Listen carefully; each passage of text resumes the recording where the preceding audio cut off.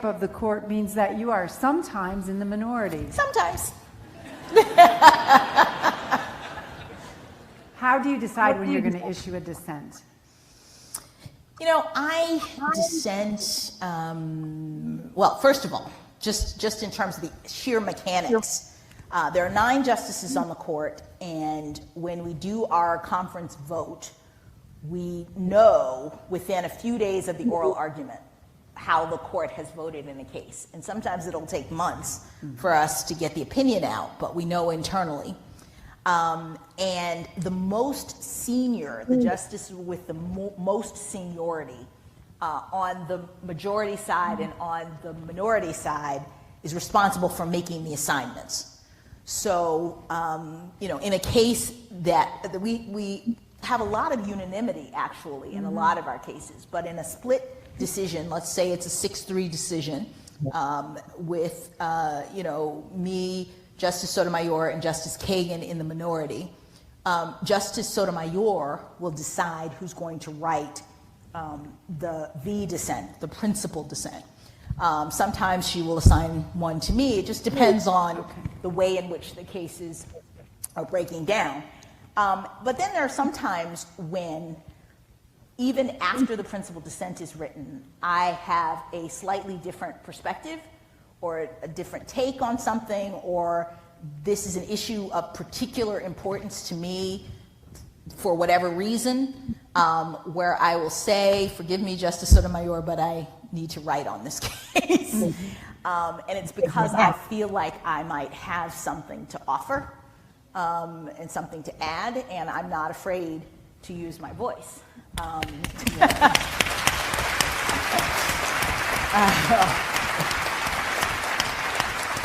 So, you know, it really depends on the issue and the circumstances. Yeah. Now, I know when you do issue a dissent, the opinions are circulated before they're issued. Yes. So sometimes the majority writer can address the dissent. Yes. In the majority opinion. And as I've said to people, sometimes it isn't the what you're saying, it's the how. Does that ever hurt your feelings, more the how than the what? I have a very thick skin. Yes, you do. I do. I mean, maybe that's part of the blessing. We go all the way back to the beginning, talking about what your parents gave to you. Yeah. You know, my parents gave to me a sense of my own ability to write and to speak out and to say what I have to say and to not be really offended by other people saying what they have to say. So I actually don't get my feelings hurt. What I do is I try to respond as effectively as I can in my writings. Okay, can we do a lightning round? Sure. All right. What advice would you give your younger self? Oh, network. Network. I was kind of shy. I'm actually an introvert. I'm learning. But I wish that I had taken more advantage of talking with older people, mentors, people in the fields going through my career. What book are you reading right now? I think you just mentioned it. But yes, I'm reading a book called Quiet by Susan Cain, about the power of introversion, about the power of introverts. I'm very, very excited by it. Oh, snaps for the book. What's your favorite song? What is my favorite song? Oh, probably to Cheryl Lynn's To Be Real. It's a good song. Oh, yeah, it's a great song. We're going to play that at a bar association function now, in your honor. It'll be our theme song, To Be Real. What keeps you up at night?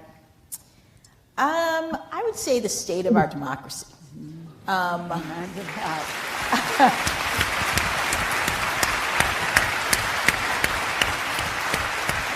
would say that I am really very interested in getting people to focus and to invest and to pay attention to what is happening in our country and in our government. Good everything. Good everything. Thank you. Yes, thank you. Ketanji Onyika Brown Jackson. Oh, thank you. Thank you. And me. Well, thank you, Professor Hunter. We wouldn't all be sitting here listening to that, sister, if you hadn't created this platform. And very powerful, huh? Yeah,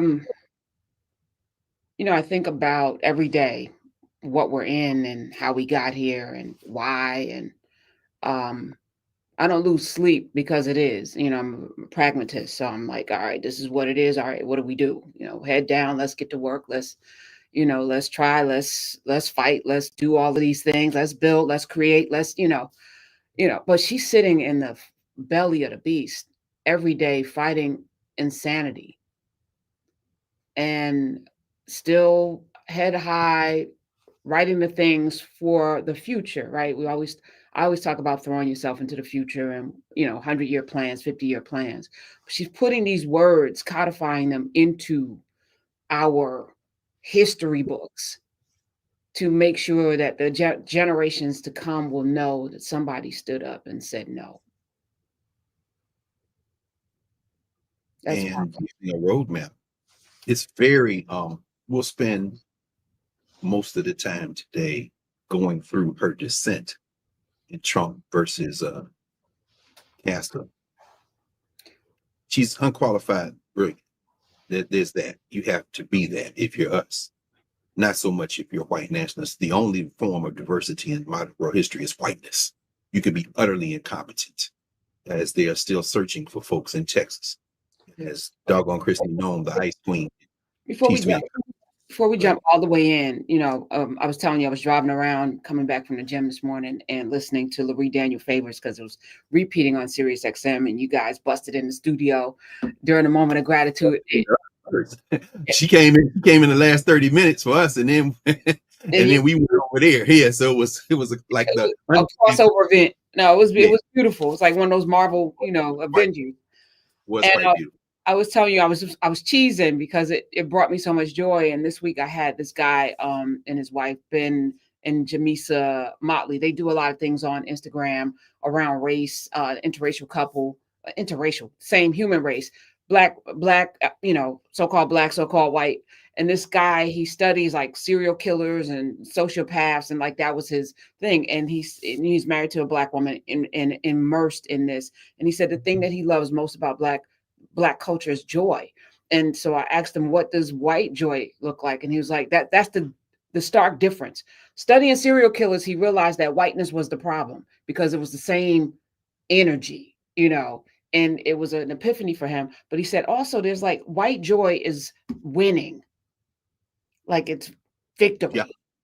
There's not like pure white joy, like how we just can just roll up on each other and we got things that we can, no matter what's going on, we're going to find some joy in the moment.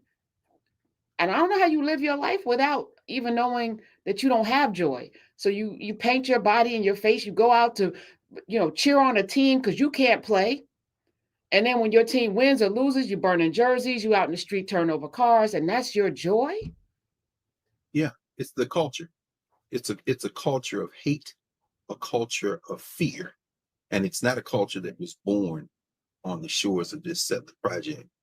It's a culture that was born out of the scarcity that it took several thousand years. It isn't biological. It isn't genetic. At least in my opinion, it's not. It's cultural through experience. When you inherit a culture of scarcity, you're always terrified. So the idea of winning is, as an individual or as a cluster, as your tribe. Joel Kotkin wrote many years ago, not many, I'd say probably about 20, 25 years ago. Well, Asa here used to always quote his book, Tribes. And one of Junior Varsity Vance's, the hillbilly, his mentors, and I'm not saying Jegna because he doesn't have Jegnans, he has mentors. Be very specific now about this. Amy Chua, she wrote a book called World on Fire, Yale Law School. Very, very keen about winning. Winning as clusters of people. That's where the whole idea that there is more than one race comes from. And I'm not condemning everybody who will be classified racially into these groups, but I'm absolutely excoriating the culture that would allow them to cling to that fear. And Ketanji Onyika Brown Jackson takes a blowtorch to that fear in her dissent in Trump versus CASA, so much so that the handmaid, Amy Comey Barrett, felt compelled, and she was compelled by her fear-driven culture to respond in the majority opinion. It's quite lovely. Ketanji's not bullshitting with these people. I mean, God bless Thurgood Marshall. It's great. Would have been great to have Charlie Houston or Constance Baker Motley on that bench, but I think Ketanji Brown Jackson is built for a time such as this. I encourage everybody to get her book, Lovely One. Read chapter 3 called Black Studies. read that chapter. I know people want to say she married a white man. You know what? Come on in Monday night. Those of you who got a problem with that, or who really, look past what she's doing to who she sleeps with, and let's work it out. Let's have that conversation, because clearly you're missing the point. You know what I'm saying? And read her book before you talk about that, and then maybe you have a different opinion. But go ahead. I was gonna say Monday night, for those who are not in Nubia, can only be accessed through Nubia, which is only accessed through being a member of Knarrative, which is the largest Africana studies classroom in the world. Knarrative with a K. The K is silent for knowledge. Knarrative.com is the only way you can get into Nubia. And on Monday nights, Dr. Carr at 8 p.m. Eastern every Monday holds court with people. You know, it's office hours. So folk come in, we're doing Africana studies framework lesson, and then there's the conversation. And now you're doing multiple people. It's beautiful. It's beautiful. Everybody's in it. It's like I said, the vision in our heads was like before COVID, when people would just show up. And shout out to Howard University for doing an absolutely indefensibly terrible job of restoring our offices. The offices of the Department of Afro-American Studies are on the 3rd floor of Founders Library at Howard University. Since COVID, we have not been able to go into our offices. They tell us that they're going to restore the library sometime this fall. I'll believe it when I'm sitting in my office. And in the meantime, I've held my tongue, but not much longer, about a number of things involving that physical space. But for 20 years, people would just drop by. And many of you, even during COVID, certainly since then, have dropped by that office on the campus of Howard University looking for me, only to find out that I'm not there. But that's what office hours will be. If I'm in my office, just come by. And there would be so many people that I would have to come out of the office and just pull up my chair, and we'd be in the hall just sitting around talking. So that's what we do, except we got a couple thousand people that do it on the regular, between 1,000 and 2,000, sometimes more than that, on Monday night. So yeah, if you've not yet joined the Knarrative family, and then through Knarrative Nubia, please consider it. It's a safe space. It's an inviolate space. No person, no perspective, no opinion, no way of thinking or being in the world is excluded. And we have that conversation. So yeah, it's a true blessing, in the sense that there's right and wrong. If nothing else, a simple organizational principle would be to treat people like you want to be treated. Actually, no, let me take that back, because that works if you have a generosity of spirit and you want to be treated generously.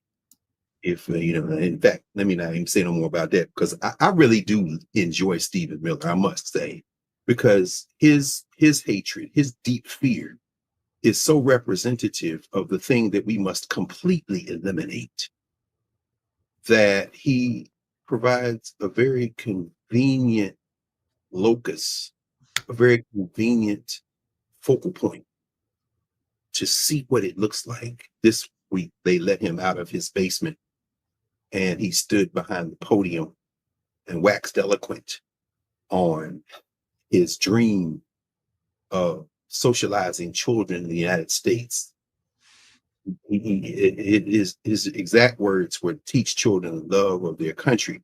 But the sentiment behind it, and then as he continued to vomit, it's so clearly fascist, so clearly white supremacist, that I appreciate Stephen Miller, a thoroughly unremarkable human being who has wrapped himself in that fear, and for a brief moment in time now thinks he possesses the power to stamp on us his tiny worldview. My message to Stephen Miller is this, my friend: do your best. Do your absolute best. World history will show you it's not even nearly enough. You will, as a consequence, eliminate yourself from any role of authority over the rest of humanity, my friend. So, yeah, I want to talk about Ketanji Brown Jackson because we're going to go through her dissent. That's where we're going to spend most of our time. This brief moment we have today. And again, thank you. We're at 279. It's really quite something. Shout out to my students at Howard. Summer school started a couple of weeks ago. The Carr STEM scholars, my man Ron Smith, and all the first year volleyball, basketball, football players. All of them. We have both those sets. All the student athletes and all the Bison STEM and social science and humanities scholars who come in, full scholarship students. The student athletes in the morning, and the science and social science and humanities students in the afternoon. And Dr. Beatty, Dr. Watkins, myself, Dr. Josh Myers teach this class. And several of the students came up and said, one young lady in particular, several of them, this young lady comes to mind immediately. She said, if my dad calls the radio, you just tell him that I'm doing a good job. I said, okay, the synergy. Their parents, some of them are here, probably in here. If you're in here or either in Nubia or on the YouTube space, let us know if we got one of your babies, because there's several of y'all here I already know. So I walked several of the students. There's this young sister who did her high school senior project on the LA Rebellion, the filmmakers of the LA Rebellion, Charles Burdett, Larry Clark, later Julie Dash, and of course, Haile Gerima. And when I said, well, do you want to go see him? She was like, what do you mean? I said, Sankofa's right across the street. Have you been? No, I haven't been. And she said, what? I said, yeah, come on. So after class, she was like walking in the day. She played volleyball for the university.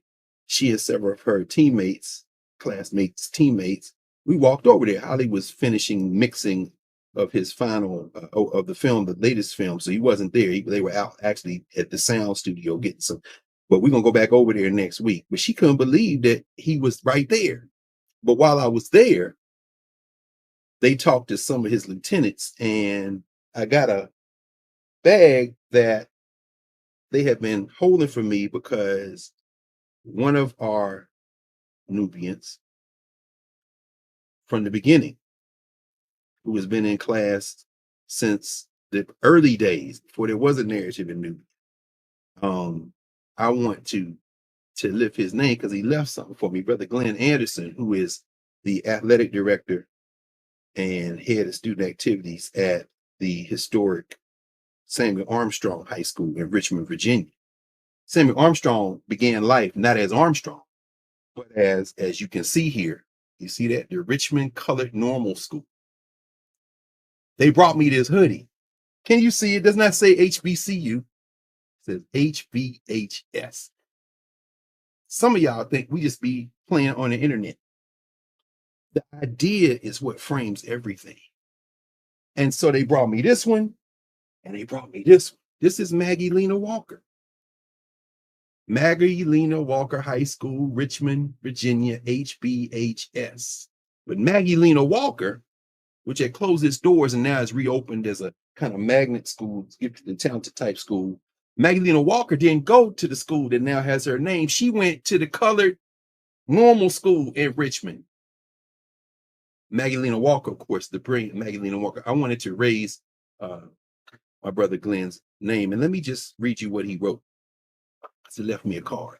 He was here. He brought his students to DC to go around. I wasn't here. I wasn't in town. I'm mad. I said, now I got to go to Richmond. Or y'all coming to DC? One of these ways, we're going to connect soon.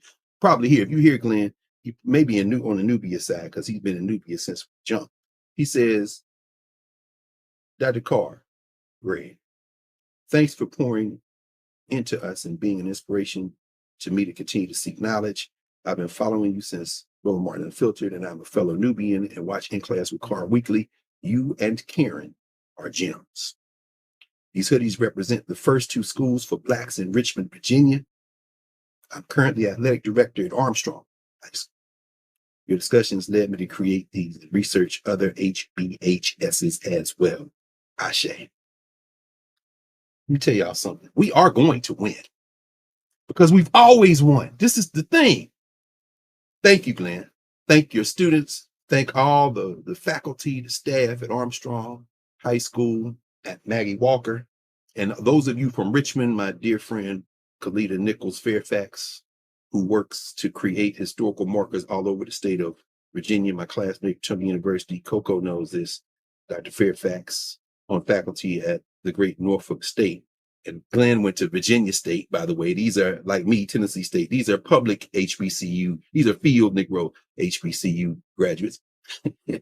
couldn't resist that. But when we work together, when we help our young people and help each other remember, we regain the momentum of memory. It means a great deal to me. So all the people out there at the Dunbars, whether you're in Dayton or DC or Baltimore or Chicago, all the people at the Booker T. Washingtons, whether you're in Atlanta or wherever you are, the George Washington Carvers, and of course, we don't know the day, we don't know the year, but Carver claimed July the 12th as his birthday. So on this day, whether you're George Washington Carver, wherever you are, the Mary McLeod Bethune, all these HBHSs. And then we can talk about the historically Black elementary schools, the historically Black junior high schools. I went to one. Washington, George Washington, not white captor George Washington, but George Washington, the former principal of Pearl High School, another HBHS in Nashville, George Washington. I went to that junior high school. The last year it was there before they tore it down. He actually, principal of Pearl High School, ended up marrying Horace Mann Bond's daughter. Horace Mann Bond's daughter, of course, being the sister of Julian Bond.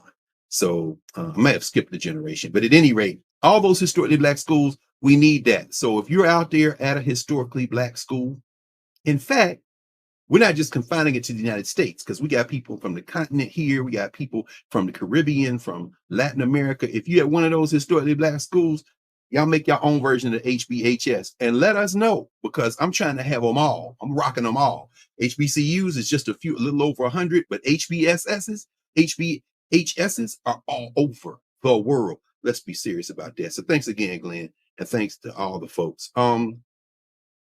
You know, every Tuesday this month, I'm spending in Philly with my Freedom School students, my sister, Sheree Hines, and we were at Lamberton Elementary School in North Philadelphia this past Tuesday. There on site, my girl, Regina Banks, graduated from Howard. She's now getting a graduate degree at Temple in Africana Studies, and she's teaching in the Philadelphia public schools. And we, at Lamberton, in the shadow of Zion Baptist, y'all know the Lion of Zion, Leon Sullivan, about a block and a half from Zion, across the street from Temple University Medical School.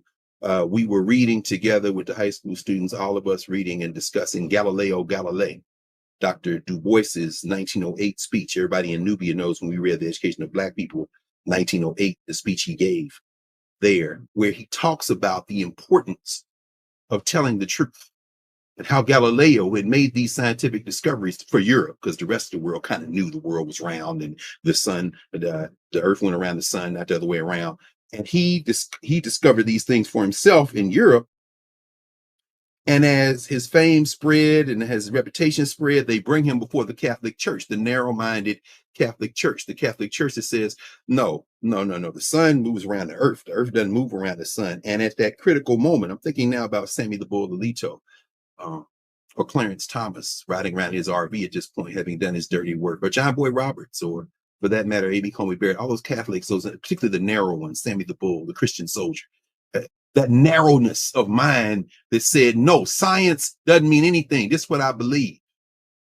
And as I was telling the students as we were having the conversation, I said, it ain't just in white. There was a man who was buried not far from Magdalena Walker High School and from Armstrong High School, the former Richmond Colored Normal School, those historically Black high schools. There's a man buried not far from there named John Jasper, who you've heard me talk about before, a minister who said that, yeah, they say that the earth goes around the sun, but in fact, the sun do move. And he used as his biblical reference Joshua in the Battle of Jericho. That was a Black man buried under a big marker in the Richmond Cemetery, a hero whose sermon was preached by many other preachers over. So it ain't just white people, but in Galileo Galilei, Du Bois reminds these students at Fisk and the alumni and the faculty and everybody who was gathered there, the community there in Nashville, that at critical moments, you must tell the truth. And Galileo in that moment lied.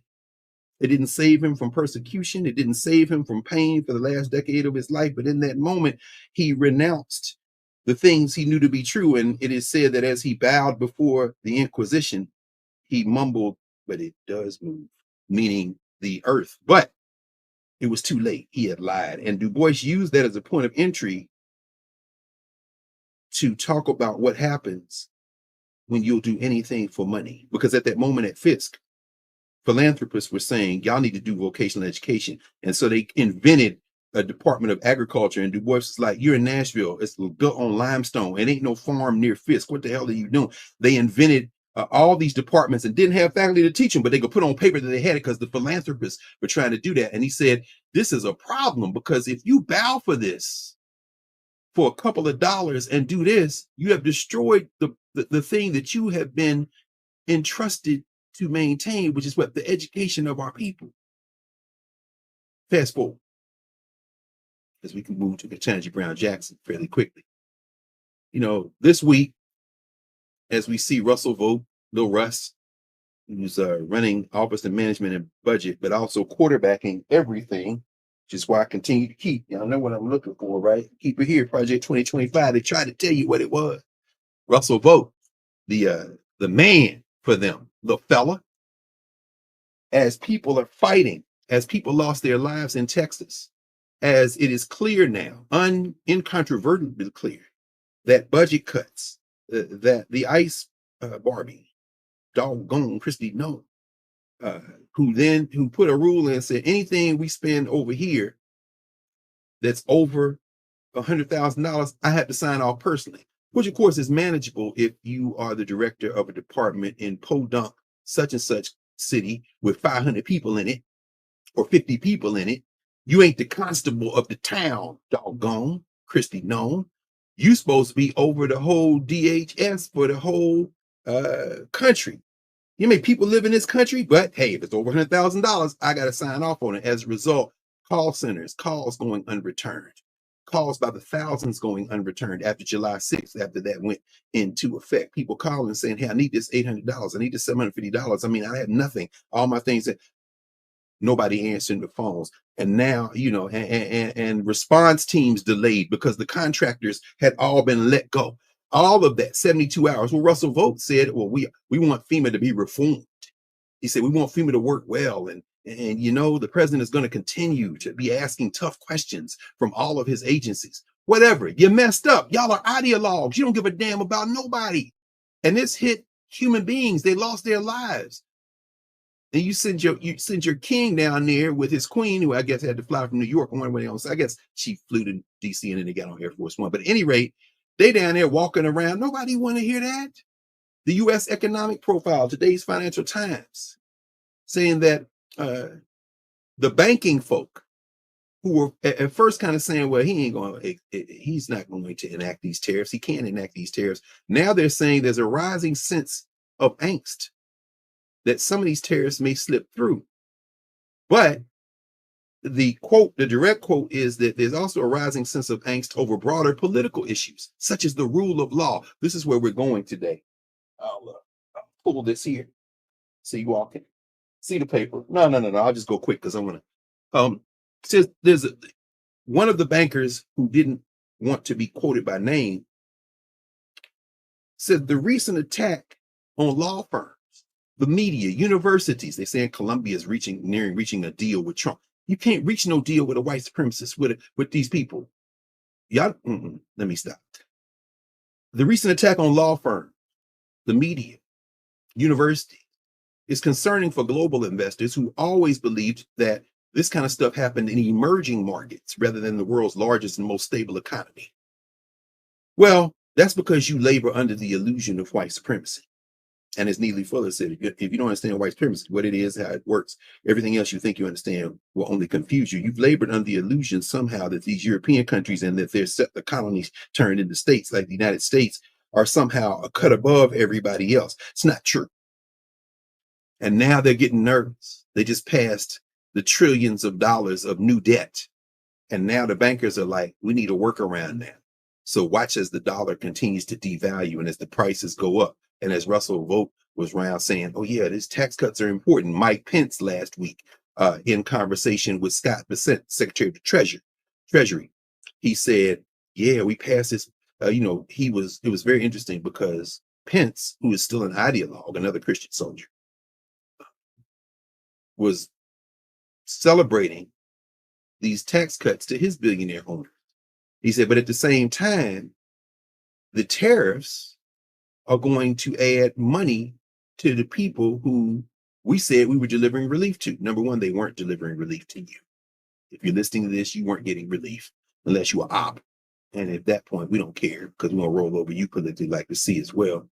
But Pence tells Dissent, he says to him, he says, if you're a working class family, it's a lie, but I'm going to say what he said to him. He said, you'll get about a $2,000 tax cut. The math ain't math, and don't try to make it math.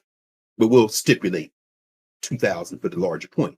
He said, but a tariff is a tax on the consumers here.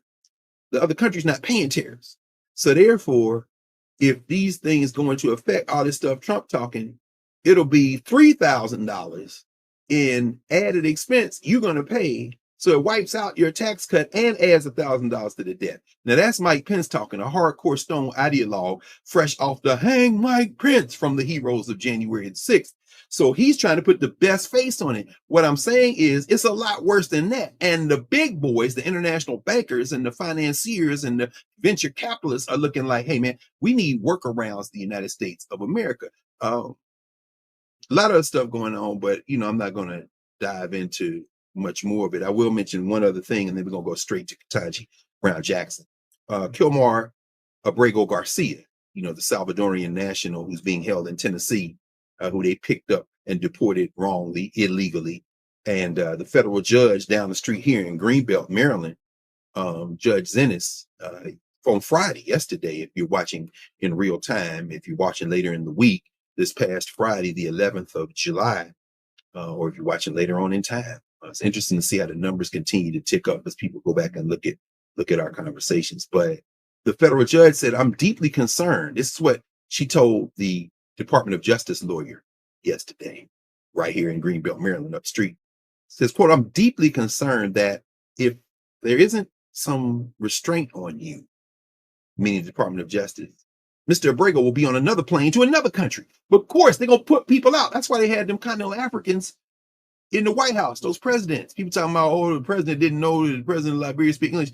Forget that. They're in there for a couple of reasons. One, what y'all going to do about this boy over here in Burkina Faso and his friends, because they get ready to mess up everything from our uranium pipeline to the money coming out of potential development of their resources. By development, I mean theft.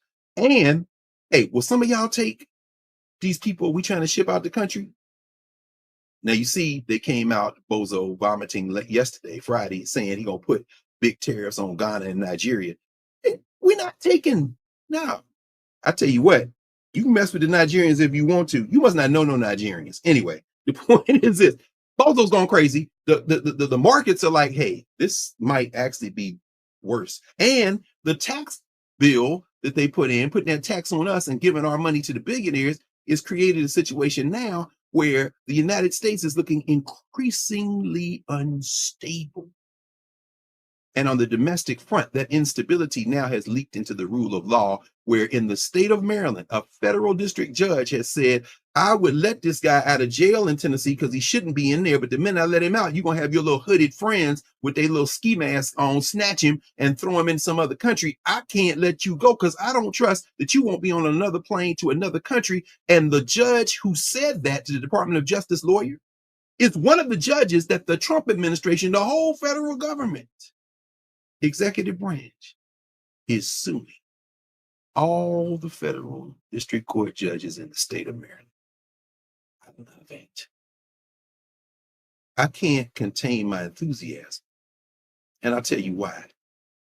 My smile is not as hard as my man, Mom Donnie in New York. That's a smiling dude. Y'all ain't gonna knock that smile off his face. I'm sorry, Eric Adams. I know you allowed Bill Ackman to vet your campaign manager and all that, but buddy, you about to be hit with something that you ain't never see coming. You should have seen it coming. You should listen to the read. But at any rate, so my smile ain't as hard as Mom Donnie's, but it's pretty. My enthusiasm is probably exceeds his, because what we are seeing is the dawn of our next great opportunity to build the society we want. No one should be sad. No one should have remorse or disappointment. As Stephen Morris says, Stevie Wonder, when you believe in things you don't understand, you suffer.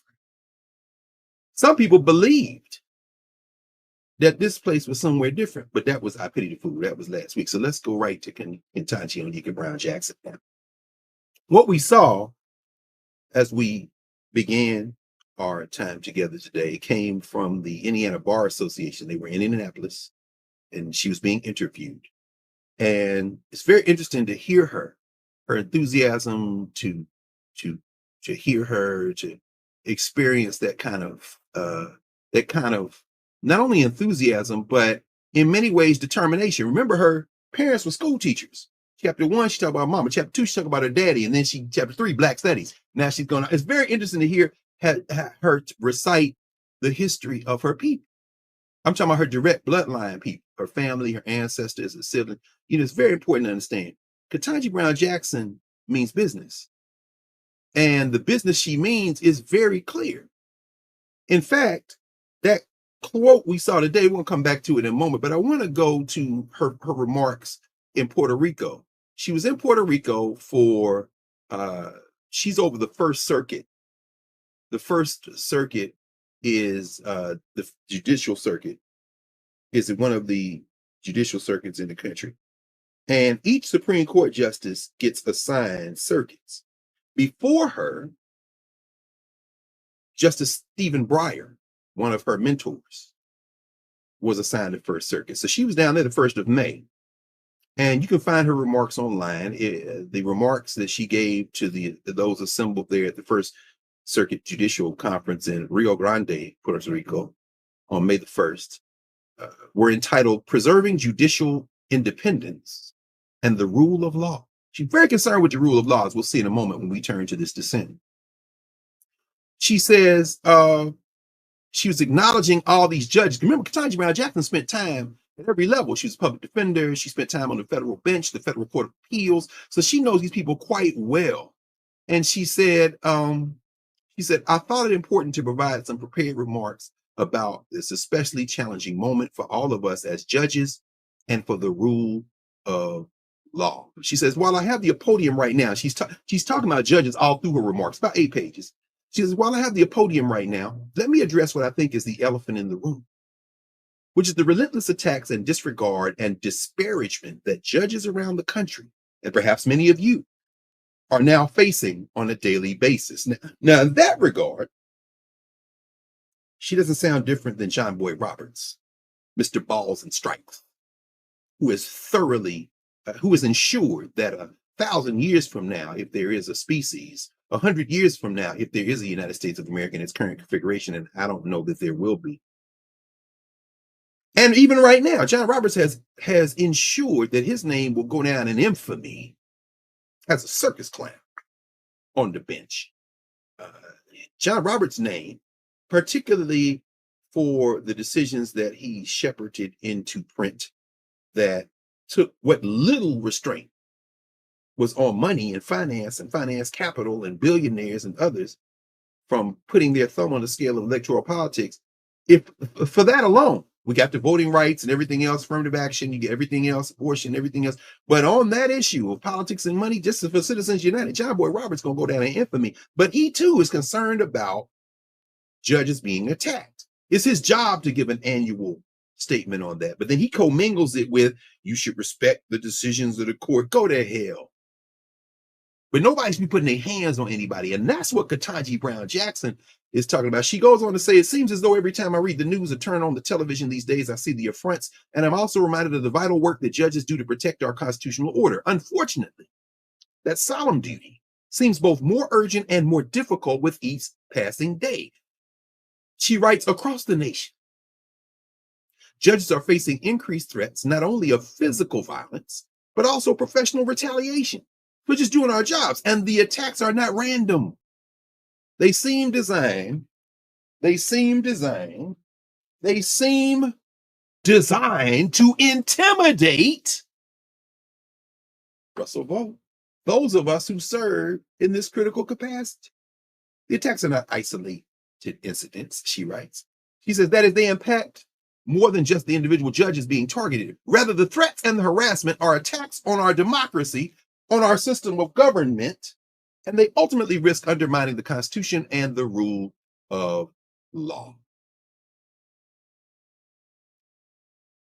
This week, we titled our conversation, I Respectfully Dissent, because if you read cases, particularly Supreme Court cases, you'll see some combination of respectful and dissent when people dissent. I dissent respectfully.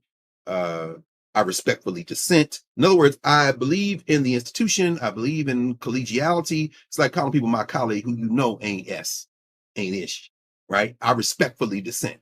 Well, I like the phrase with all due respect, because that means that if there ain't no respect due, then I ain't got no respect for you. But I respectfully dissent. You see that a lot. What she is doing is still articulating a aspirational concept of America, because it's never existed. But what she's doing in her opinions, particularly those dissents, she's not playing. We're going to turn our attention to dissent in a minute. I want to read one more paragraph from her remarks in Puerto Rico on the 1st of May.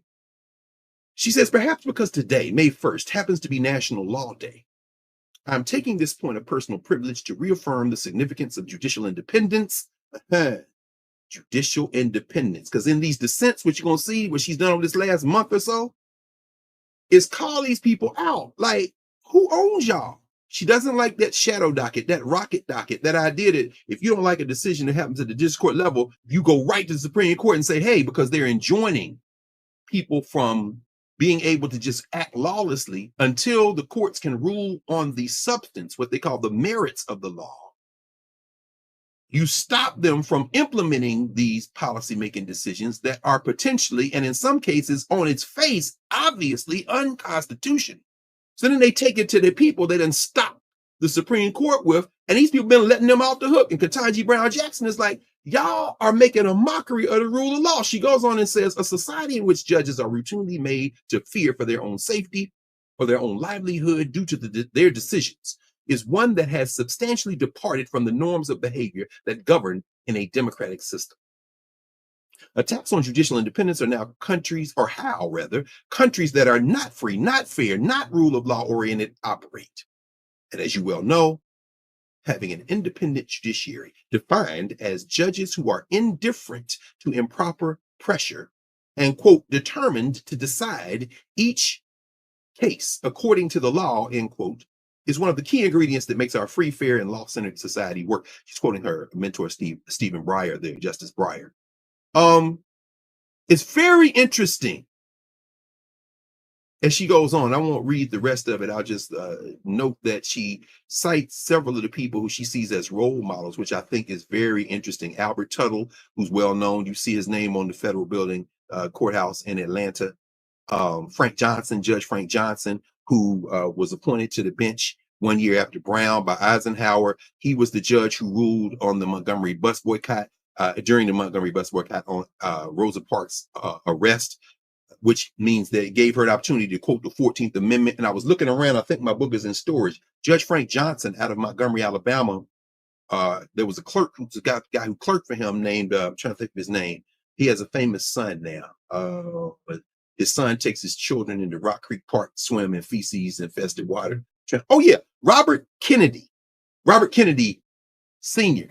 Robert Kennedy was a clerk for Frank Johnson, who is quoted by Ketanji Brown Jackson because Frank Johnson was the judge who ruled on the Rosa Parks case and a number of other cases evoking the 14th Amendment. And Bobby Kennedy wrote a biography of Frank Johnson. I have a copy around here. I think it's in storage. I was looking for it yesterday. I couldn't find it. J. Skelly Wright, number of other people that she quotes, but she's using these examples of judges who, during particularly the civil rights movement in the United States of America, went against the grain and enforced the law as it is written in the Constitution, including congressional intent, legislative intent. That's what this current court has thrown to the wind, and Ketanji Brown Jackson ain't having it. She is emerging as the most fierce defender of the 14th Amendment. Let me just pause here. Level set. For African people, there's no possibility of restructuring this country in terms of the rule of law before the end of the Civil War, before the Civil Rights Act of 1866, before the 13th, 14th, and 15th Amendments, before the civil rights legislation that stems from those amendments, like the Voting Rights Act, like the Civil Rights Act of 1964. And by the way, even though we kicked in the door waving the 4-4, everybody else benefited from that. That is what Stephen Miller and Steve Bannon, that is what Russell Vaught and Donald Trump, that is what doggone Christy Nome and Emile Beauvais, Trump's losing ass lawyer, who was his lawyer in all them cases he lost, who was the one who he put at the Department of Justice, who then turned around and said, give me the list of FBI agents that worked on the January 6th case so I can get rid of them, and give me all the lawyers who worked on it too, because I'm getting rid of them. He's now appearing before the Senate Judiciary Committee because they want to put him on the Fourth Circuit Court of Appeals so they can park him there. And y'all mark my words, between now and whenever they announce, which may be next year or the year after, I doubt the year after, either Clarence Thomas or Sam Alito or both gonna say they retiring, and they're gonna try to put Emile Beauvais, an utter circus clown, on the Supreme Court of the United States of America. You think the rule of law is bad now? Well, you put this failed ass lawyer, a straight political operative, and the whistleblower in his case has shared the text, shared the emails where he said, we just ignore the law. He used the word F the law, F the court decision.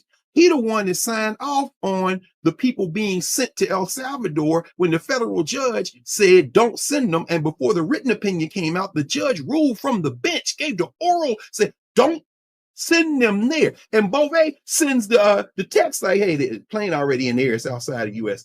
He's straight raw dog outside the law.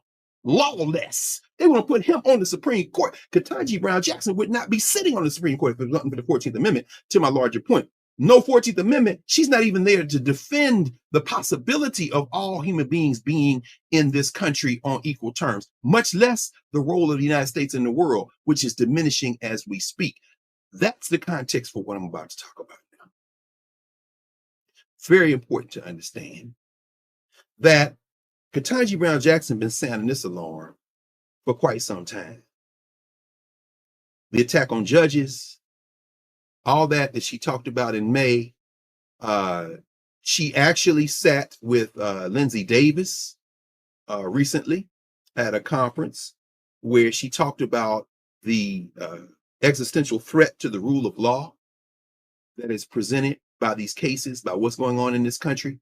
Ketanji Brown Jackson not being shot, by the way, and Prof, I know you know her as a colleague in journalism, and many people may remember the name Lindsay Davis. She was the one who was there with David Muir in September 2024, trying to fact check Bozo in real time during the debate with Vice President Harris.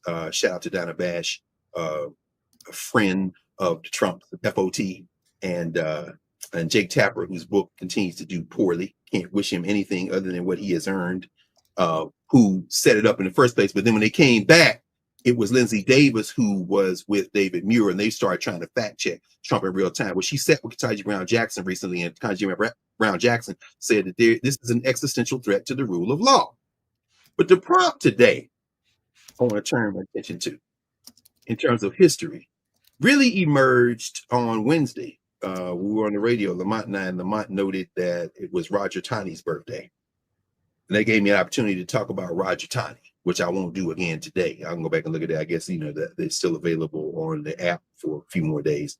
But the crux of the conversation was really, for me, about how this country, in terms of the legal framework, took a quantum leap toward being something different in the wake of the Civil War, and how Taney in 1857 with the Dred Scott case, people kind of harp on the idea that Taney said that Black people have no rights, that white people are bound to respect. And that's conceptually accurate. But really what that should translate, people should understand how that translates into the legal framework.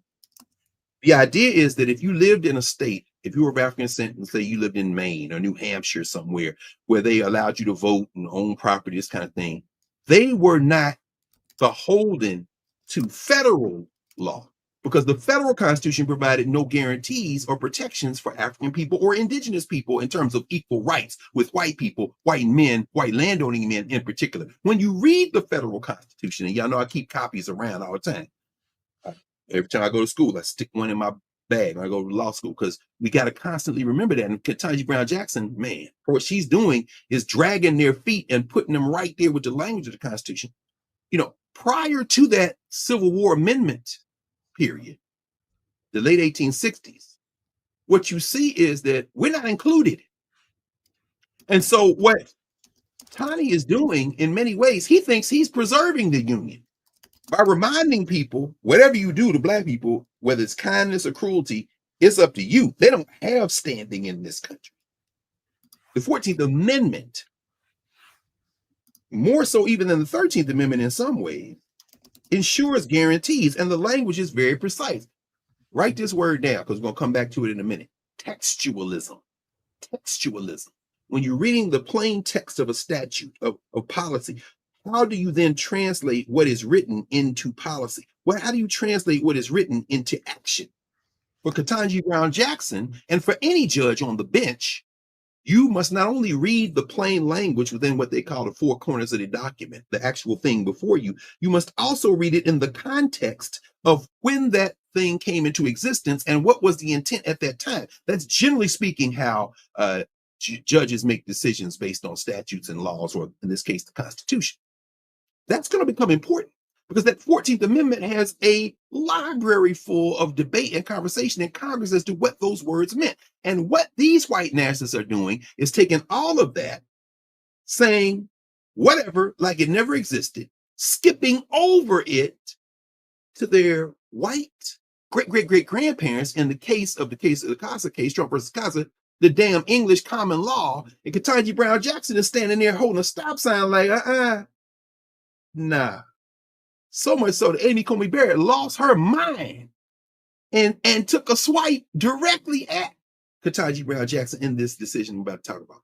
So this session, Supreme Court session, Ketanji Brown Jackson wrote 24 opinions and more dissents than anyone. Now understand that the majority of cases came before the Supreme Court this term were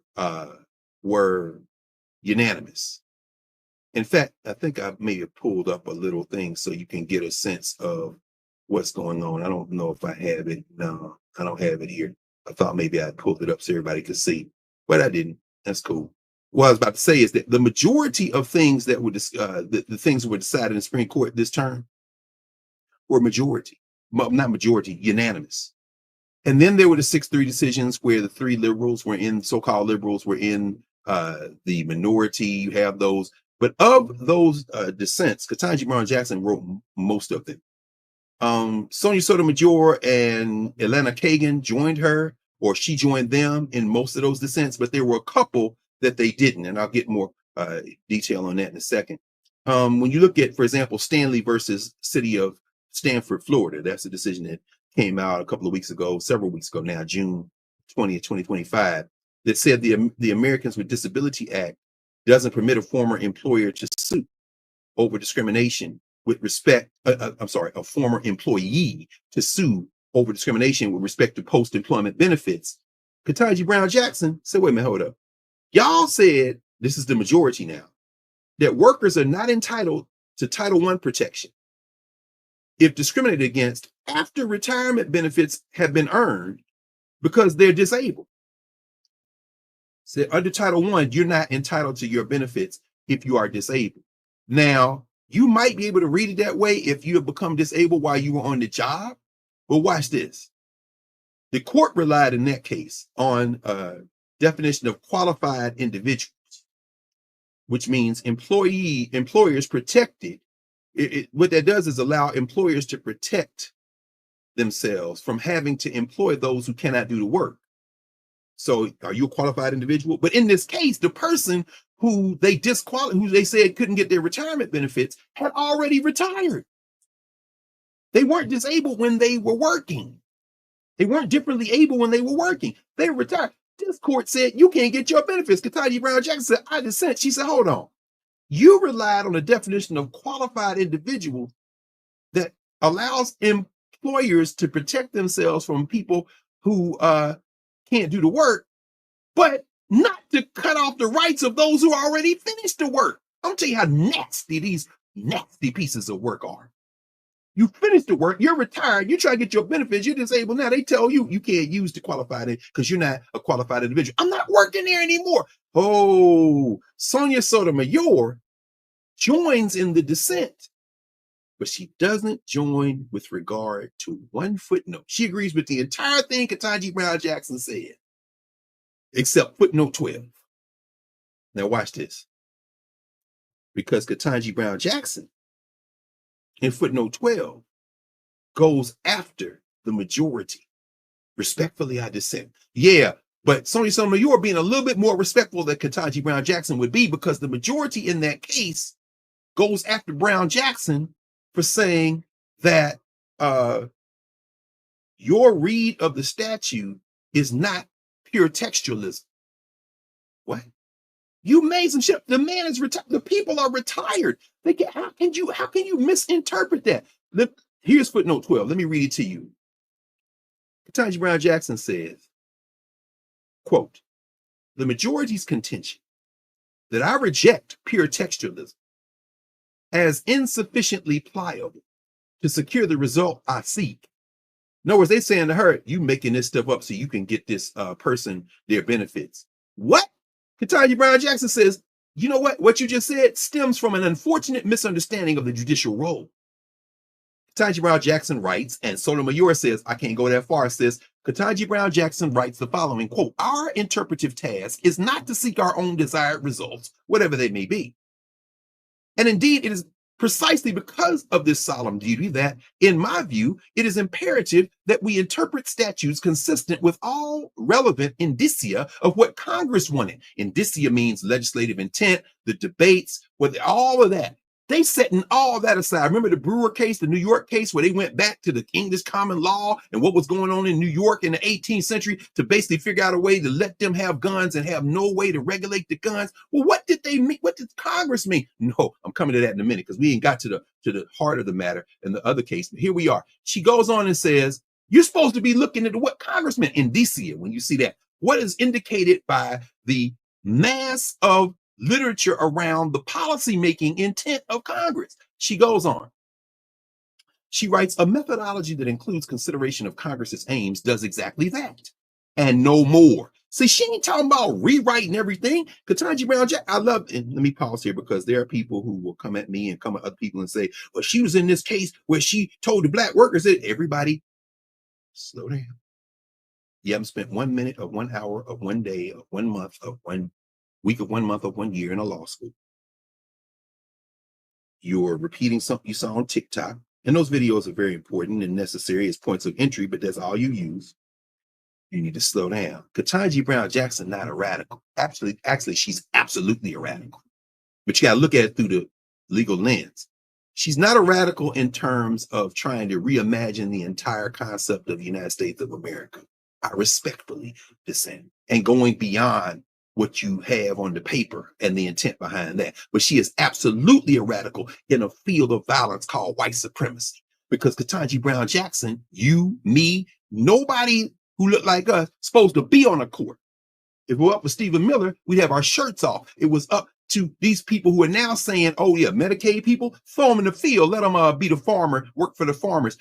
They are, I'm loving it. I can't tell, I'm enthusiastic. Because they saying the quiet part out loud and they don't understand. Once you start this fire, then we burn everything and start something else. I'm not talking about burning stuff down. I'm talking about the thing that has to be confronted. We have gotten too comfortable with these people. You key with them. I respectfully dissent. Ketanji Brown Jackson goes on and says, like I said, let me just go back to the sentence I just read. A methodology that includes consideration of Congress's aims does exactly that and no more. Here's the money line. Sonia Sotomayor said, I can't agree with this. I'm like, sis, what's wrong with you? She says, Ketanji Brown Jackson writes, by contrast, pure textualism's refusal to try to understand the text of a statute in the larger context of what Congress sought to achieve turns the interpretive task into a potent weapon for advancing judicial policy preferences. And there it is. That's why Comey Barrett mad at her.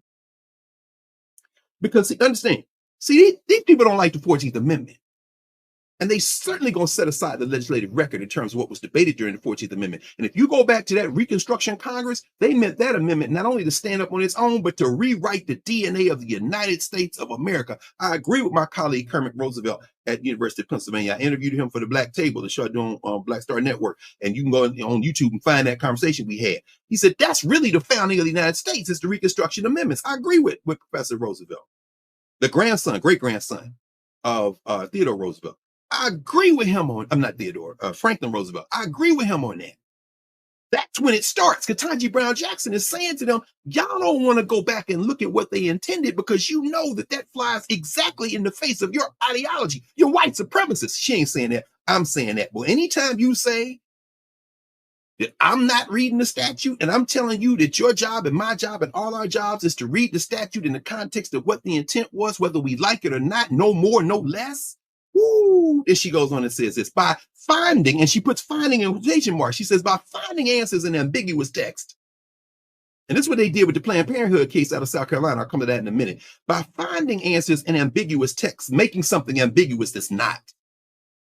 And not bothering to consider whether those answers align with other sources of statutory meaning, pure textualists, as they would call themselves, can easily disguise their own preferences as textual inevitabilities. In other words, it's common sense. Everybody reads that. Pause. Footnote. Everybody's seeing this thing now. Everybody arguing about Mamdani called himself African-American on a box, on an application for Columbia. His daddy on faculty there, and he didn't get into Columbia, which meant it became moot. He went somewhere else.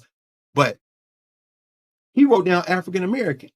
For me, if I'm looking at that as a pure textualist and not in context, I would say, no, you are not African-American, because I'm interpreting this statute based on my own preferences.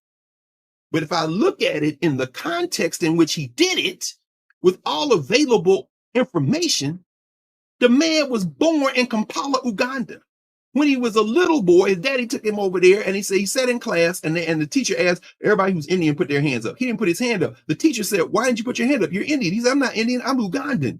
He grew up that way. I'm saying, I understand both sides, but there are both sides to be decided. And now I have the footnote back to the point I'm making with Ketanji Brown Jackson. She's saying, you can look at this in the plain language and act like nothing else takes place and put your preferences there, or you can fulfill your responsibility as a judge on the bench to read this in the context out of which it emerged. Y'all don't want to do that because you understand. She continues to say, by finding answers in ambiguous text and not bothering to consider whether those answers align with other sources of statutory meaning, pure textualists can easily disguise their own preferences as textual inevitabilities. So really far from being insufficiently pliable, now she's slapping back at them. I think pure textualism is, here's the phrase, incessantly malleable. You can say whatever means whatever means. Oh, Clarence Thomas would love that with the word white. I'm white too. Like Andy Rezoff in Black and Blue. I'm white inside. You're right.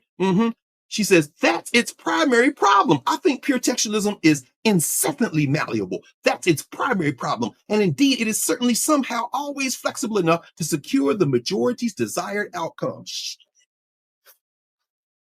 Okay, this is for everybody who doesn't read, who is allowed YouTube shorts, has allowed TikTok, Instagram to enter your brain and eat your entire mind. You can't be as useful as you could be in terms of the intellectual warfare that must lie at the center of all of this.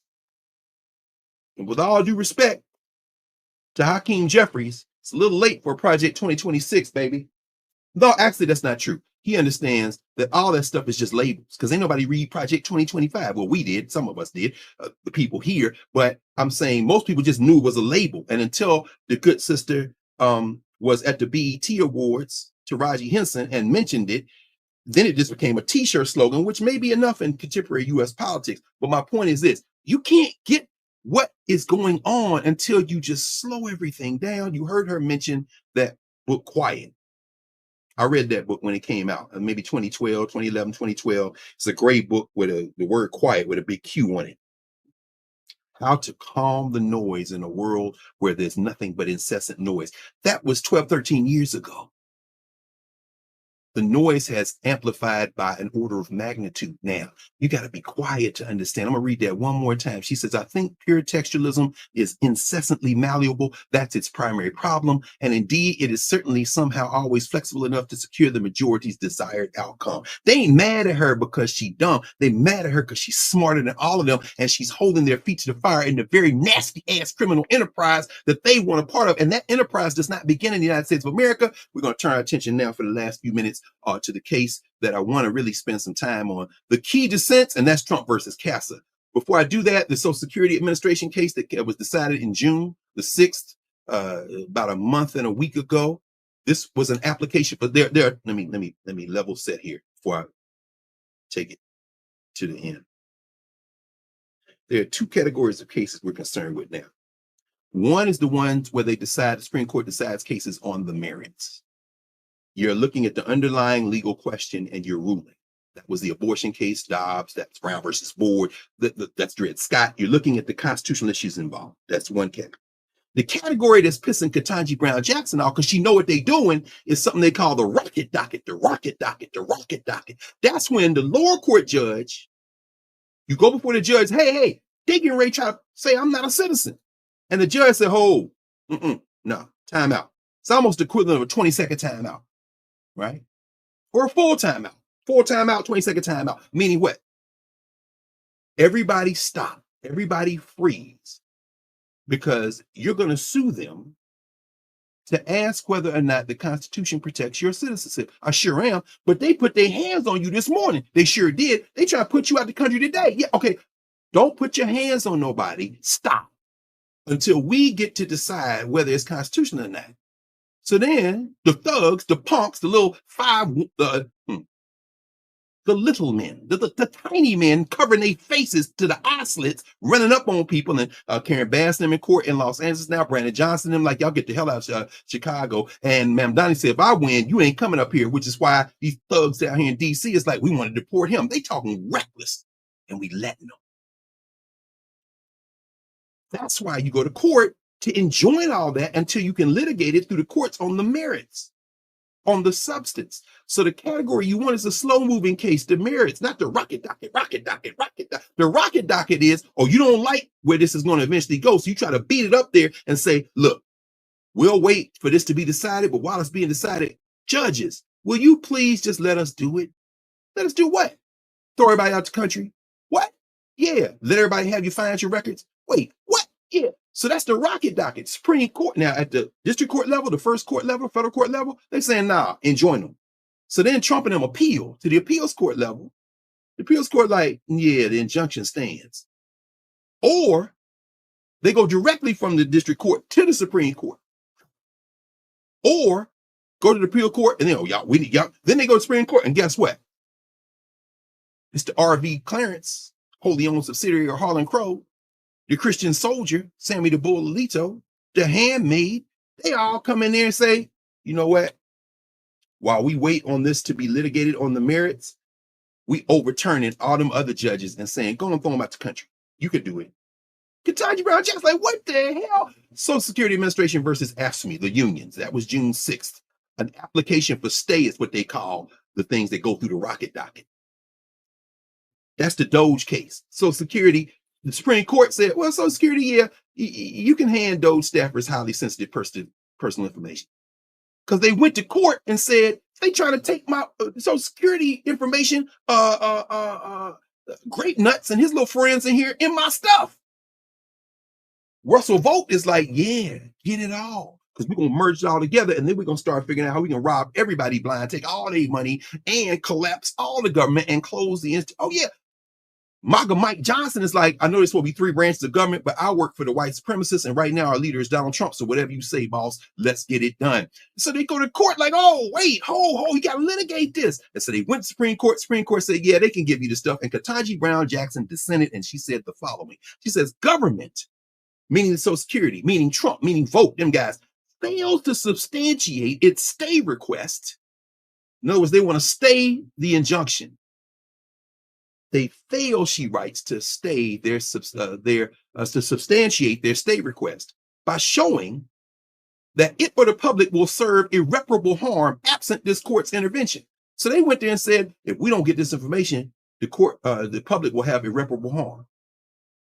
She looking like, you mean the public like me and my social security number, like everybody in the country with a social security number will have irreparable harm? Or you mean your agenda will have irreparable harm? She says this, quote, that sentiment has traditionally been insufficient to justify the kind of extraordinary intervention the government seeks. Guess who the Supreme Court stopped every time, damn near, he tried to do it. Remember them student loans? Remember Joe Biden?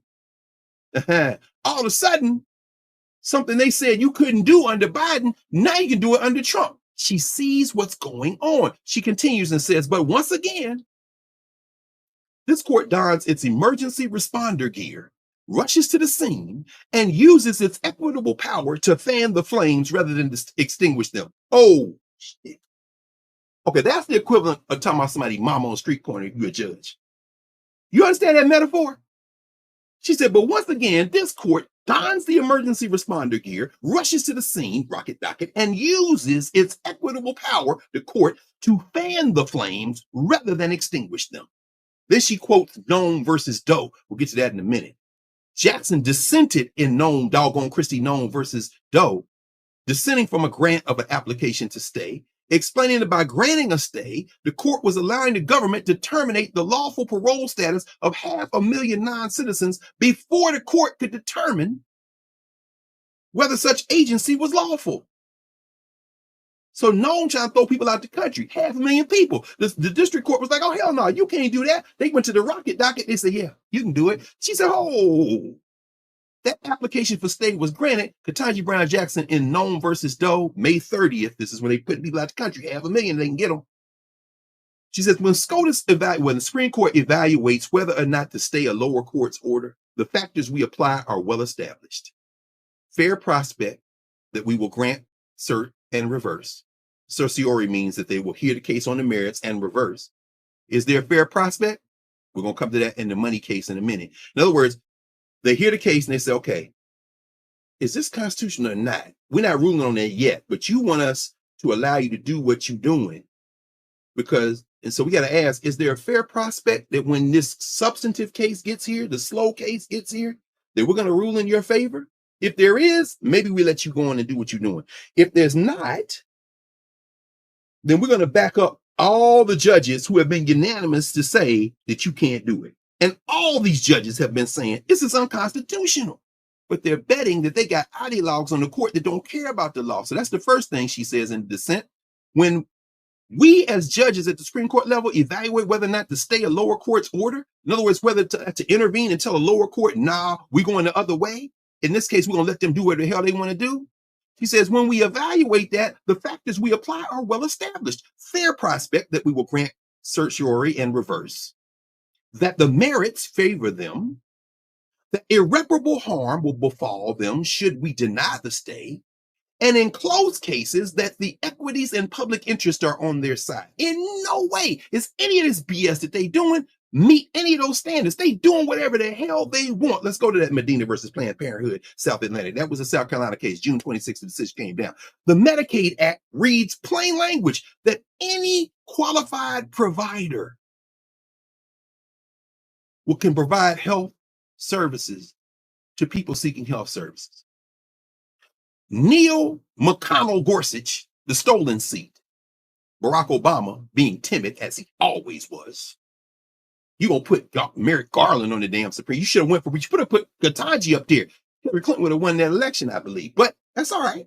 Because they would have said no, they would have stalled. Clinton would have won, put her up there, and we wouldn't be in this mess. She'd be writing majority opinions, perhaps, in the next couple of years. Because the clock running on Clarence Thomas as mortality, the same night awaits us all. But that's fantasy now, because we didn't do what we supposed to do. That's okay. Elections don't matter. I know some of y'all super radicals. Come in on Monday. I dare you. I invite you. I want you.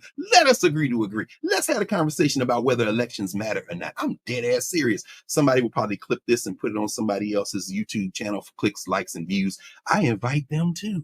Let's have a conversation, because I'm telling you right here in public right now that you don't know what you're talking about. So the point is this: in that Medina versus Planned Parenthood, the language of the Medicaid Act is clear. Any qualified provider can provide this. But in South Carolina, they don't like Planned Parenthood. It ain't about abortion. It's about they don't want anybody to have anything. So these sisters who don't have any other way to get anything, contraception, pap smear, whatever, breast screening for breast cancer, all that, no.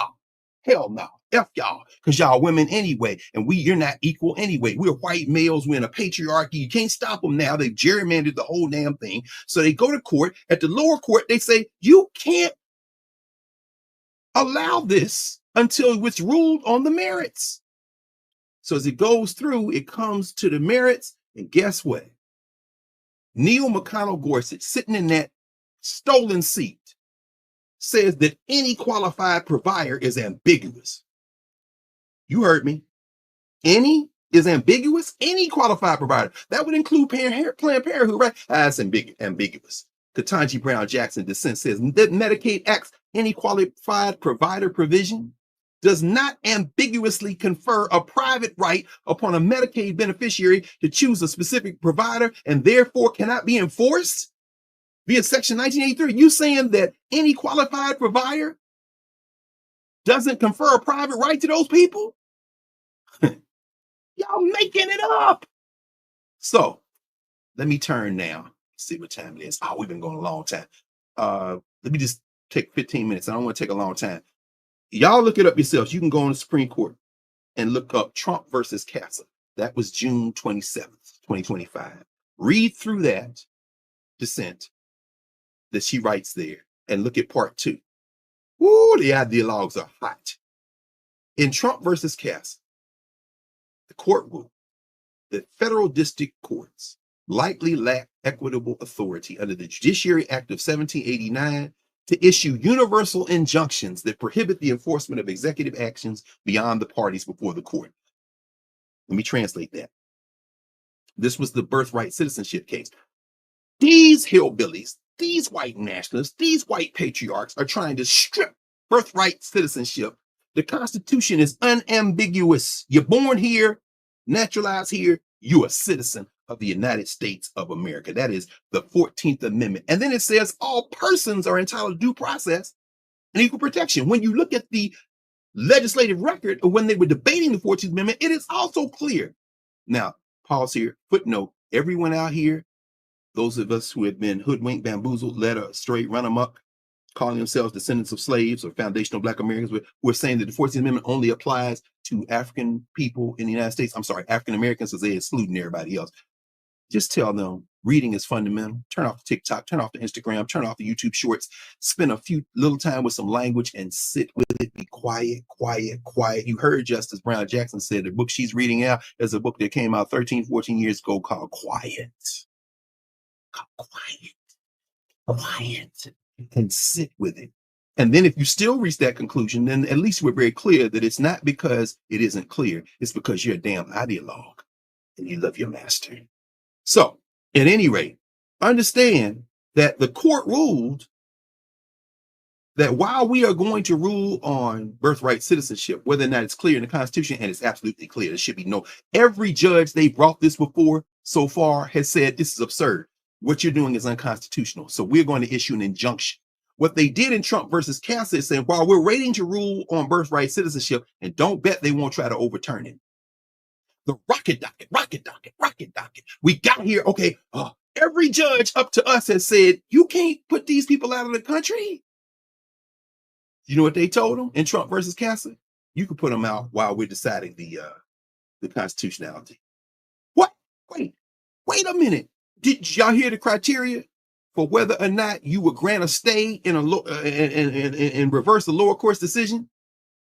Is it likely that this is going to be constitutional or unconstitutional? It's very likely it's going to be unconstitutional. It's plain language unconstitutional.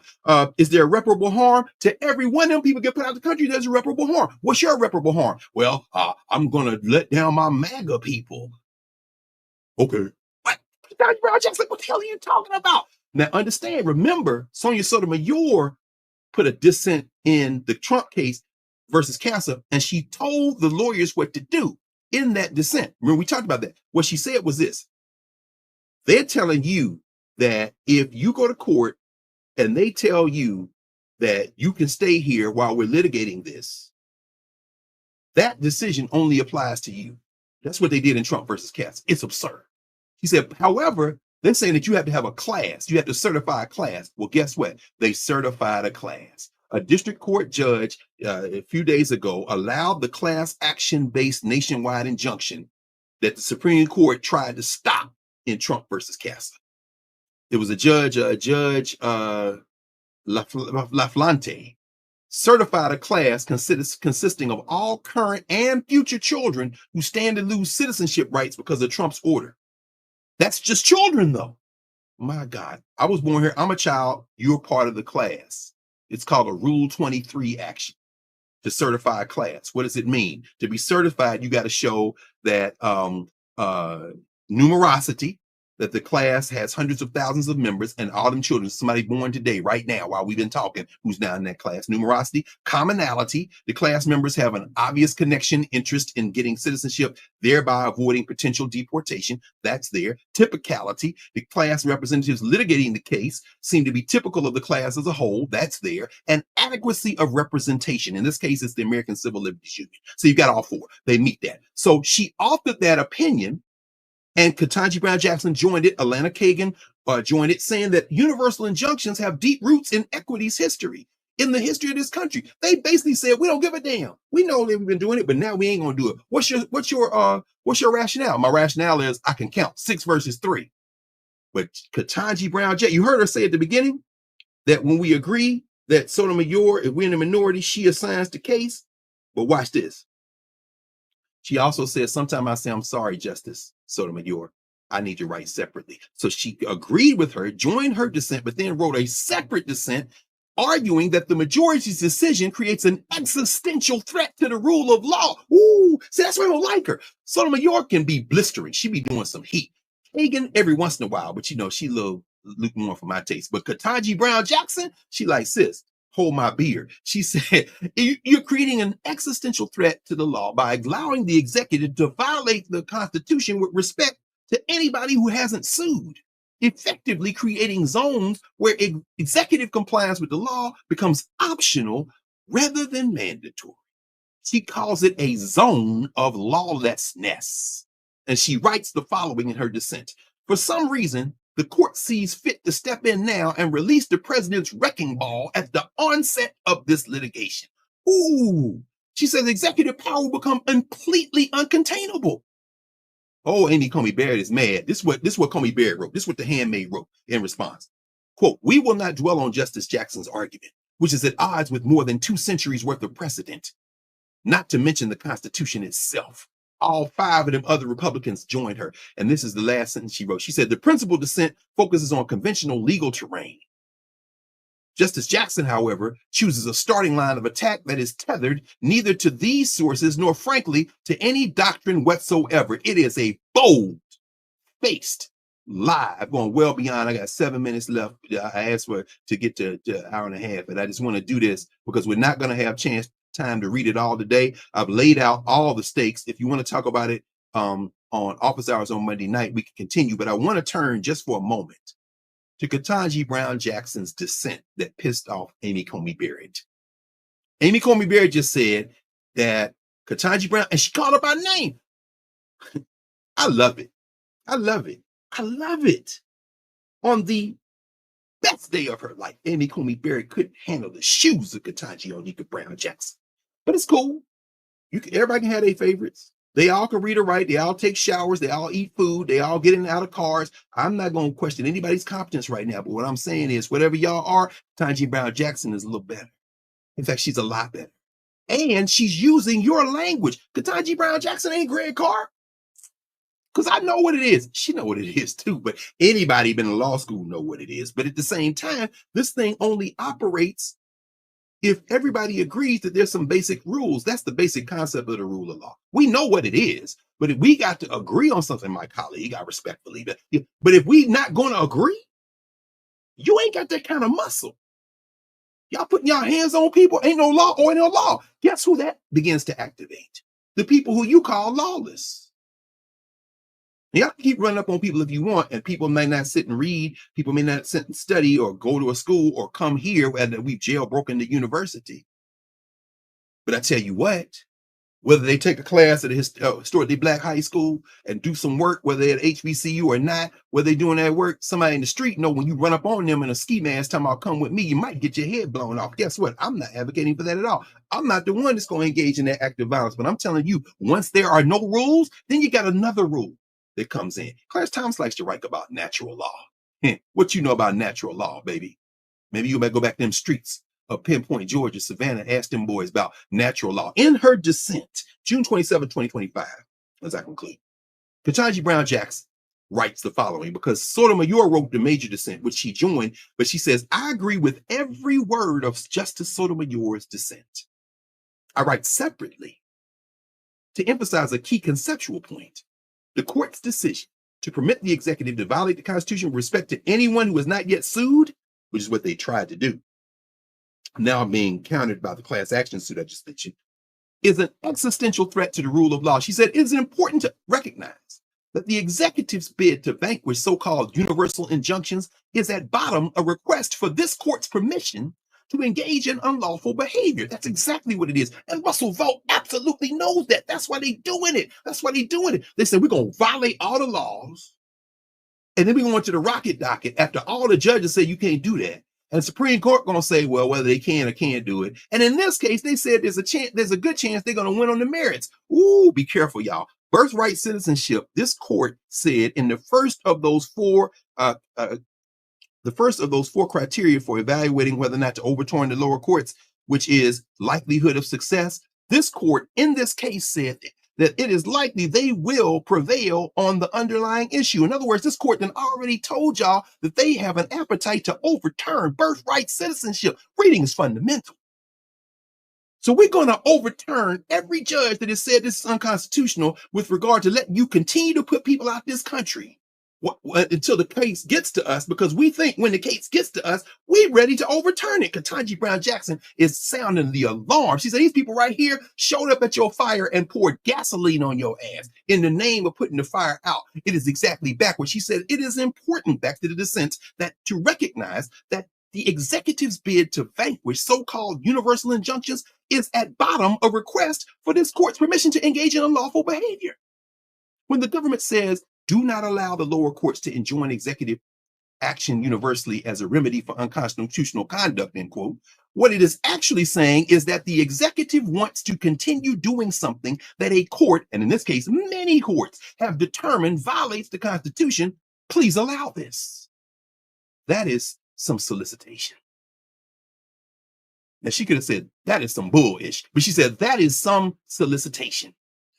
Woo, y'all got to read these dissents, y'all, because there's a tradition in the Supreme Court of the great dissenters, the dissents that become majority opinions now. She's putting markers down. She ain't just doing this to be doing it, as you said, Prof, at the beginning. She's doing this as a gesture toward the future, and she's linking it to the Civil War and Reconstruction. That is when the United States of America came into existence in terms of what we're talking about. These white boys and girls want to take it past the 19th century to the 18th century and beyond that to England. Coming to that in a minute, because I ain't got about 2 minutes left. She says, with its ruling today, that the majority largely grants the government's wish. But in my view, if this country is going to persist as a nation of laws and not men, y'all be Dr. Carr always said this country ain't going to be here. You damn right, because I know what I'm looking at. I've studied it my entire adult life. Ketanji Brown Jackson knows what she's looking at. She writes, but in my view, if this country is going to persist as a nation of laws and not men, the judiciary has no choice but to deny it. Simply put, she says, stated simply, she writes, what it means to have a system of government that is bounded by law is that everyone is constrained by the law, no exceptions. And for that to actually happen, she writes, courts must have the power to order everyone, including the executive, she puts in parentheses, to follow the law. Full stop. Full stop. That little lady, she says, to conclude otherwise is to endorse the creation of a zone of lawlessness within which the executive has the prerogative to take or leave the law as it wishes. That's Emmanuel Bovee, by the way. And where individuals who would otherwise be entitled to the law's protection become subject to the executive's whims instead. Now she gets, I would go, she says, to hear the majority tell it, this suit raises a mind-numbing technical query. Are universal injunctions sufficiently analogous to the relief issued by the High Court of Chancery in England at the time of the adoption of the Constitution and the enactment of the original Judiciary Act to fall within the equitable authority Congress granted federal courts in the Judiciary Act of 1789? She said, wait a minute, y'all went to the High Court of Chancery in England? Wait, what? She says, that legalese is a smokescreen. That's what she wrote. That legalese is a smokescreen. It obscures a far more basic question of enormous legal and practical significance. Here's the question. May a federal court in the United States of America order the executive to follow the law? Now, I'm going to stop because if you go to part 2 of this, she then, quoting Sotomayor, goes into the detail. And she said, I can't believe y'all quoting England. Y'all do know that they had a king, right? And that this place was set up not to have a king. Man, she slaps Comey Barrett around so much. I respect Comey Barrett for saying something because it was like, and she like, so Comey Barrett responds in a way that's so thoroughly irrational. She's ignoring the law. She's ignoring 200. No, what I'm doing is taking you by the scruff of your nasty neck and sticking you in front of it and reading line by line all the law. Because you a rogue. That's what you are. Let me stop there because we could keep going. Maybe we'll do a little bit more of this next week because this is about to get real ugly. They're going to put Beauvais on the 4th Circuit. And if they put Beauvais on the 4th Circuit, he's going to be on the Supreme Court. And it might be Thomas or Alito. And that dude right there, he ain't even looking at a law book. He like, they're stacking the deck, y'all. Come on now. It's time to pay attention. Ketanji Brown Jackson, she's sounding the alarm, bro. I think we should spend a lot of time in this law area. And it's funny because the frustration is, you know the law. You went to law school, Angie Porter. There are so many legal experts right now, and the law doesn't matter when you have people that said F the law. And we have no levers of power that can make them do it. Because the person that has control over the National Guard and the military is the president. That's effing the law. So the judicial branch has no power.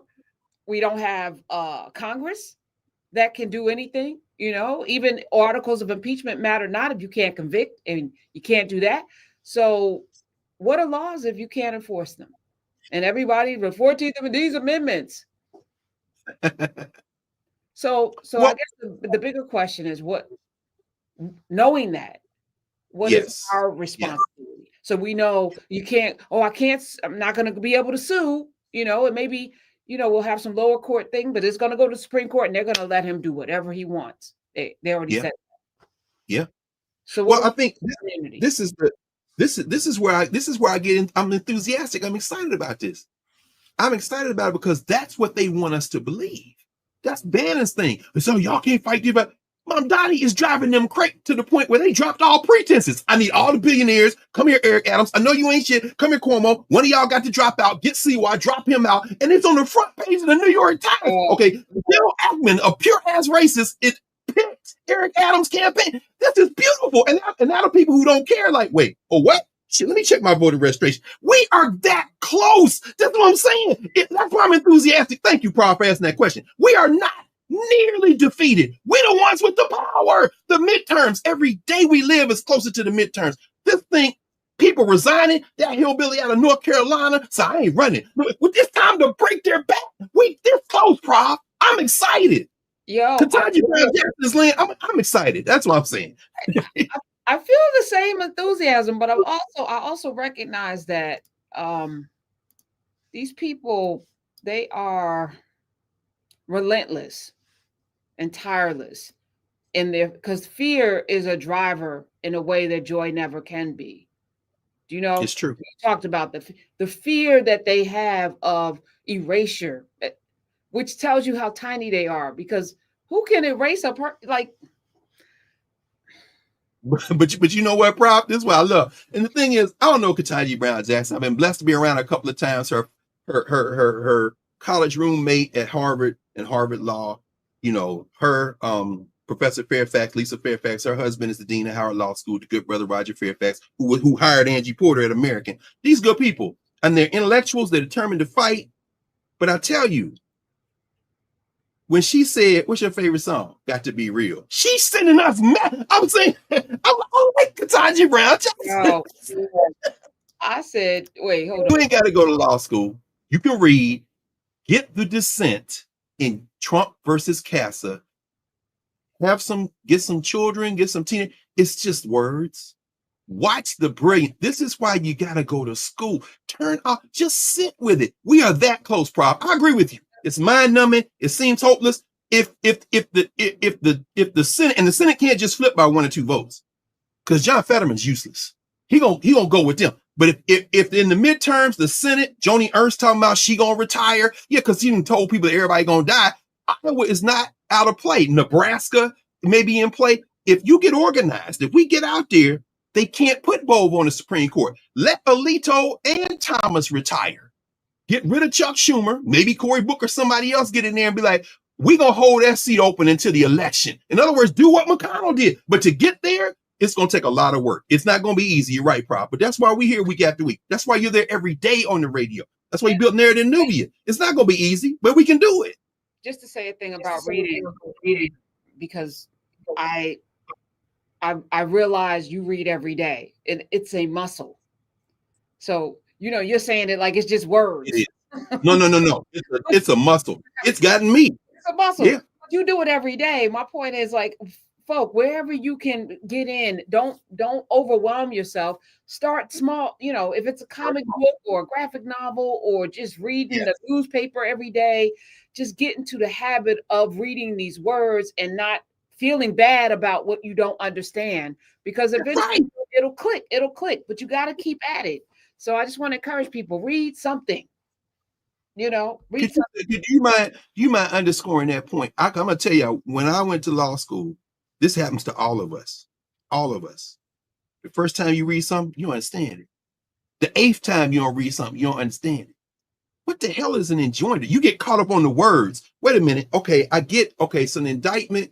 And then the 10th time it clicks and the thing open up like a flower, but you can't get it. You're right, Prof. I mean, you're a writer. You've written for every valence of audience, for the 8th grade level, the 3rd grade level, and then what does it take in terms of stick-to-itiveness? I look at life like what you do in one area of your life, you do in every area, right? You can't thin slice your life. Unfortunately, we live in a society that puts us in these, in these boxes, but we're whole, right? So, I mean, I got up this morning, went to the gym because I can't forsake that. I have to get, the weight's not coming off the way I wanted to, but I cannot not do something. If it's just walk, if I can't do 10,000, I'm gonna do 5,000 steps. If I can't do 5,000, I'm gonna do something every day. Maybe I can't get to the gym every day. Maybe I don't want to get to the gym every day, but I'm gonna do something. I started reading, like committing myself, because I was listening to a lot of books. And then when I sat down to read, I realized I had atrophied. It's a different muscle to listen versus looking at the page, right? It's a completely, and your brain is functioning differently from listening to this versus reading something. And I got scared because I'm like, did I lose the ability to read? Sir. Yeah, me too. Okay. Yeah. So I was no, it scares me every day. Because if you don't do it, like you said, if you don't do it now, if I spend a couple of days and I get back, what the hell just happened? Because it's relentless. This thing is, oh man, you just said a word right there. All of us, it scares you. Yeah. We read it, it scares us. So sometimes we can get overwhelmed and feel like, I got to do everything. You don't have to do everything. You just have to do something. Just like somebody in the chat was talking about power or whatever. I'm like, everyone lives somewhere, right? How's your household? Do you need to vacuum today or do laundry? Just do one thing. I have a friend that they wait a month and try to wash all of the clothes, and then they're overwhelmed because there's a pile of clothes. I'm like, when I come back from the gym, I throw a handful in the laundry, and then I just wash what I just, a couple of items and fold them up, and it's not overwhelming. So let's be kind to ourselves, but I love that. Be kind to ourselves. Yeah, a little bit consistently and build the muscle. That's a word. That's a whole sermon. That's it. Yeah. I love you. Love you. We got on Monday night, everybody. The first hour, we're doing the first 8 chapters of The Eloquence of the Scribes. talk about education. That's a Ikwe Amar. We're in our second framing question in the Africana Studies course in our framing questions. So chapters 1 through 8. Thanks to everybody in the narrative team, Mod, everybody for making sure we have Reyes, everything, call all the folk, because that space, I'm telling you, it's life saving. Certainly keeps me going. So. And there's so much that we're doing. You know, people have to get over it, but you just do it every day. A little bit every day. Love you. Enjoy a beautiful day. And anybody in Texas, listen, y'all, we're gonna bang on them too. Anybody in harm's way, just sit and be still and do what you can. We do. If everybody do a little, nobody got to do a lot. Love you. Love you too. See y'all later.